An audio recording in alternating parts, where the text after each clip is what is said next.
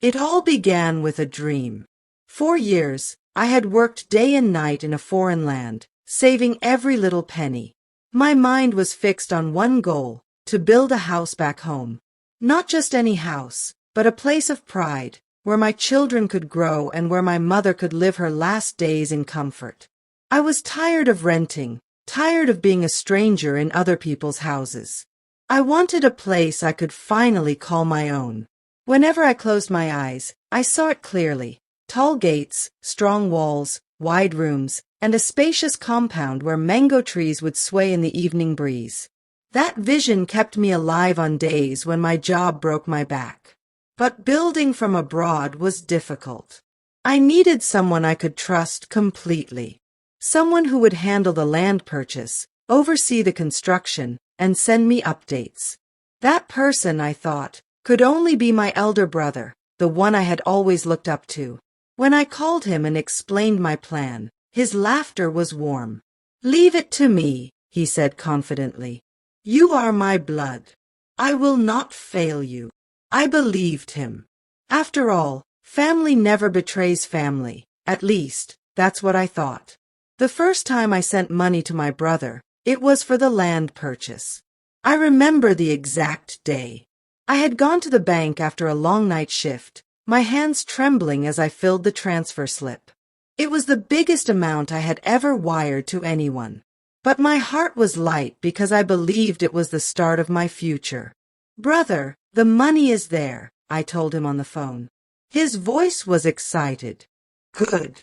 I've already seen a plot in a very nice area. Don't worry, I'll pay immediately. You'll be proud." That night I slept peacefully. In my mind, the land was already mine. A week later, he sent me pictures. A wide stretch of land with grass and a few trees. "This is the plot," he said. I stood there myself. I stared at the photos for hours, smiling. My colleagues congratulated me. Some even teased. "Soon you'll be a landlord." Every few months, I sent more money.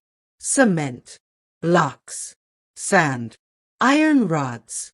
He always had a reason for the next transfer. I didn't hesitate. After all, it was my brother. He called me landlord whenever we spoke. I loved the sound of that word. My brother painted pictures with his words. He told me the foundation had been dug, the pillars erected, and the walls rising. "By the time you come home," he would say, "you won't even recognize it. The house will be waiting for you." Each phone call was filled with promises. He told me about the masons, the carpenters, and even the electrician. He made it sound like a busy construction site. "Don't stress yourself," he often added. "Just keep sending the money. I'll handle the rest." Sometimes I asked for receipts or updates, but he would laugh it off. "Do you think I'm a stranger? You are my brother. Why should I deceive you?" That assurance melted my doubts. On lonely nights abroad, I would lie awake imagining the house. I pictured the tiles on the floor, the paint on the walls, the curtains swaying in the windows. I told my friends proudly, "When I go home, I'll sleep in my own house." The dream felt so real that sometimes I forgot it only existed in my imagination. Building a house from another country was not easy. I sacrificed a lot. While others enjoyed vacations and new clothes, I denied myself luxuries. My colleagues bought cars, but I walked. Some dined in restaurants, but I cooked noodles at home to save money. Whenever I felt weak, I told myself, "Every coin is a block in my house." That thought gave me strength. Sometimes, my brother would call urgently. "The workers are threatening to stop," he would say. "We need more cement." Or, "Iron rods are expensive now. If we don't buy immediately, the price will double." I would rush to the bank the next day, even if it meant borrowing. The idea of the house being delayed scared me. At times, I skipped sending money to my mother, promising myself I would make it up to her when the house was complete. She never complained, trusting that her sons were working together. Every sacrifice I made, I considered an investment. But little did I know I was investing in an empty pit. After nearly 3 years of sending money, I began to feel uneasy. Each time I asked for pictures of progress, my brother gave excuses. "The workers don't like being photographed," he said once. "Ah, my phone spoiled," he said another time. I grew restless. I wanted to see the house, even if just through photos. One evening, I asked him firmly, "Brother, please send me proof. I need to see the house myself." He sighed heavily. "Don't you trust me anymore? After all I've done, you think I would eat your money?" His words pierced me. I felt guilty for even doubting him. I quickly apologized, telling him I was only anxious. Still, a small voice inside me whispered, "What if?" But I silenced it. Trust is the foundation of family. I didn't want to imagine betrayal. After years abroad, I finally planned my return. My heart raced with excitement. I told everyone I would soon live in my new house. I imagined the surprise on my mother's face when she saw the house her sons had built. I called my brother and announced, "I'll be coming home in 3 months. I want to see the house with my own eyes." There was a pause on the line. Then he cleared his throat. "Ah, don't worry. Everything will be ready. You'll just walk in with your bags." "Are you sure?" I pressed. "Of course," he replied, though his voice lacked its usual confidence. From that day, I counted down the weeks. Every morning, I ticked off a calendar, dreaming of the moment I would step into my house. I told friends abroad, "Next time you visit, you'll be my guest. No more hotels." But beneath my joy, a shadow of unease lingered. The day of my flight arrived. I sat in the airplane, my heart swelling with pride. I was not just returning home, I was returning as a landlord. I imagined the neighbors whispering, "See how he built a house from abroad." I pictured my mother's tears of joy. At the airport, my brother met me with a wide smile. He hugged me tightly. "Welcome, landlord," he said loudly, so others could hear. We drove together. I expected him to turn toward the side of my house, but instead he drove to our family home. "Why not go to the new house first?" I asked eagerly. "Don't worry," he said, avoiding my eyes. "Tomorrow. You must rest tonight." I agreed, though my heart longed to see it immediately. That night, I lay awake, too excited to sleep. Tomorrow, I told myself, I would step into the house I had worked and suffered for. The next morning, I insisted we go. My brother tried to delay. "Let's eat breakfast first." But I shook my head. "No, take me there now." Reluctantly, he drove me. When we arrived, my legs trembled. The plot was empty. No house, no foundation, no blocks, nothing but weeds and silence. I blinked in disbelief. Maybe this is the wrong place. I whispered. My brother looked away. His lips moved, but no words came. The truth crashed on me like thunder. There was no house. My knees grew weak. I sank to the ground, staring at the bare soil where my dream was supposed to stand. Tears blurred my vision. Years of sacrifice, gone. I turned to him, my voice shaking. "Brother, where is my house?" My voice broke as I asked again, "Brother, where is my house?" He shuffled his feet, staring at the ground. Things became difficult," he muttered. "Prices of materials went up. The money wasn't enough." I stared at him, my heart pounding. "But I sent you everything you asked for. Cement, iron rods, workers' wages, where is it all?" He raised his hands helplessly. I tried. I really did. But you know life. I had my own problems. School fees, debts. I used some of the money. The words hit me like a hammer. You used my house money? He looked away. I thought I could replace it before you came. But time ran out. I felt my world shatter. Years of sweat, tears, and sacrifice, all swallowed by betrayal. You called me landlord, I whispered bitterly. You knew there was no house. You deceived me all this while. His face twisted with shame. Forgive me, brother. I never planned for it to be this way. But forgiveness felt impossible. At that moment, I saw not a brother, but a stranger who had stolen my dream. When we returned home, I confronted him in front of our mother. Her hands trembled as she listened. Is it true? She asked in a weak voice.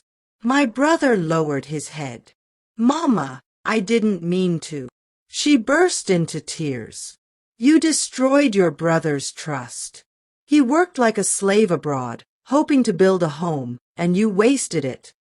Mama, I will fix it, he said quickly. Give me time. Time? I snapped. Do you know how many years I suffered to save that money? Do you know how many meals I skipped, how many nights I cried from exhaustion? Our mother wept harder. I raised you both to love each other. How did greed enter your heart? My brother knelt before her. I thought I could manage. I thought I could return it. I didn't mean to disgrace the family. But the damage was done. I could see in her eyes a deep wound, a mother torn between two sons, one betrayed and the other guilty. That night, I heard her crying in her room. It was a sound that pierced deeper than my own pain. By the next day, the whole neighborhood knew. People whispered as I walked past. Some shook their heads in pity. Others sneered, imagine working abroad all these years and returning to nothing. One man said loudly, this is why you shouldn't trust family with money. They'll eat it all. Shame burned my skin. I wanted to vanish. Even my old friends, who had envied me, now mocked. So, where's the mansion you told us about? We thought you'd invite us for a housewarming. Their laughter cut through me. When I confronted my brother again, he shrugged. People will talk. Just ignore them. Ignore them. I exploded. They're laughing at me because of you. Do you know the humiliation I face? He avoided my gaze. Brother, you're too focused on what others say. Let's find a way forward. But how could there be a way forward when trust had been destroyed? I realized that betrayal was not just about money.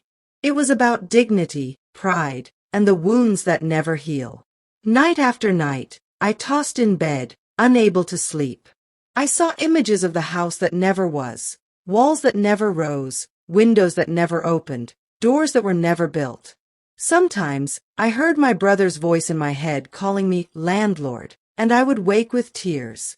My savings were gone. My sacrifices wasted. The years I could never reclaim haunted me. My mother tried to console me. Don't kill yourself with sorrow. At least you are alive. You can start again. Her words were gentle, but they felt like salt on my wounds. Start again? How could I? I was older now. My energy was drained. Still, I forced myself to think. If I stayed broken, my brother's betrayal would win twice. First my money, then my spirit. I decided that night I would not remain defeated. I would rise again, even if slowly. Our relatives soon gathered for a family meeting. Uncles, aunts, cousins, everyone came. One uncle slammed his fist on the table. This is disgraceful. How can you squander your brother's sweat? Another relative shook his head. He should pay back every naira, even if it takes his whole life. My brother sat silently, sweat dripping from his forehead. Then one aunt, known for her sharp tongue, said, "But let's be honest. Why did you send money without proof? Didn't you know people change?" Her words stung. I felt like a fool. I stood up. Yes, I trusted blindly. But is it wrong to believe in your own brother? The room fell silent. Everyone looked down. Finally, our eldest uncle said, "The damage is done, but we must find a way for him to repay, even little by little. Betrayal within family is the deepest wound." My brother nodded weakly. "I'll try." But in his eyes, I saw no real determination. Days passed, but anger burned inside me. Whenever I saw him, rage boiled in my chest. One evening, I confronted him again. "Tell me honestly, was there ever any land? Or was that photo fake too?" He hesitated, then admitted, "The land was never paid for. The pictures I sent were just from a site nearby." I froze. My fists clenched. So it was all a lie. From the beginning. He lowered his head. I thought I would eventually buy it. But things went wrong. I wanted to hit him. My blood boiled, my vision blurred. But I restrained myself. Violence would not rebuild my dream. Instead, I turned and walked away, my chest heavy with unshed tears. That night, I punched my pillow in frustration. Betrayal from an enemy is painful, but from a brother, it is unbearable. As days turned into weeks, I realized something. No amount of crying would bring back my money. No amount of shouting would build my house. I stood before the mirror one morning and said to myself, "You lost money, but don't lose yourself. Rise again." I decided to find work back home, to rebuild slowly. Even if it took 10 more years, I would not give up. My mother supported me. "I will stand with you," she said, holding my hand. "Don't let bitterness destroy your future." Her strength gave me courage. From that day, I refused to let shame control me.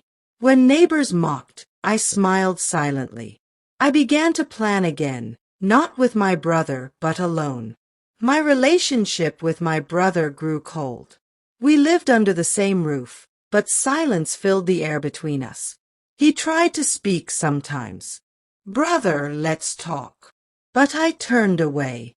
There's nothing left to say. He grew restless.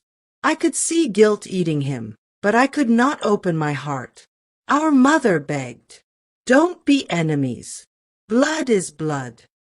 But trust, once broken, is not easily restored. I began to avoid him, spending more time outside. I refused to let his presence poison my healing. Deep inside, I still wished he would change. But I knew better than to expect miracles. I found a small job in town. The pay was modest, but I treated it as a new foundation. I began to save again, little by little. Each time I put money aside, I promised myself, "This time, no one else will touch it. I will handle it myself." Some nights, fear gripped me. What if I never succeeded? What if all my years ended in nothing? But I pushed forward. My mother encouraged me. Slow and steady. Even a drip fills a bucket. Her words became my daily mantra.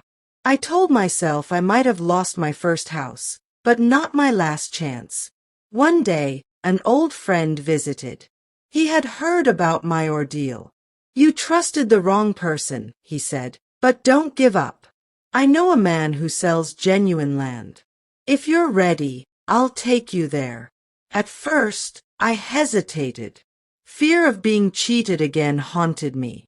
But something in his eyes was sincere. We went together. The man showed me plots, gave me documents, and encouraged me to verify at the land office. I did, and for the first time, everything was real. No tricks. I paid a small deposit from my savings. Standing on that soil, I felt hope rise again. I whispered, "This land will be my redemption." When my brother heard I had bought land without him, he came to me. "Brother, please," he begged. "Let me help this time. I've learned my lesson." I looked at him coldly. "Help? The last time you helped, you destroyed me. He knelt. I swear, I will do better. Don't shut me out forever. Our mother wept quietly in the corner. My sons, don't die as enemies. I sighed deeply. I may forgive you one day, but trust, that will take a lifetime to rebuild. He nodded slowly, tears in his eyes. Then give me time. Years later, I finally built a small house, modest, not the mansion I once dreamed, but real, standing, and mine. The day I opened its doors, I invited only my mother. She walked through the rooms with tears of joy. My son, she said, hugging me, this is proof that pain does not end you. You rose again. I smiled, though a scar still remained in my heart. As for my brother, we maintained peace but never closeness. He was part of my blood, but no longer part of my trust. I learned a lesson I would carry forever.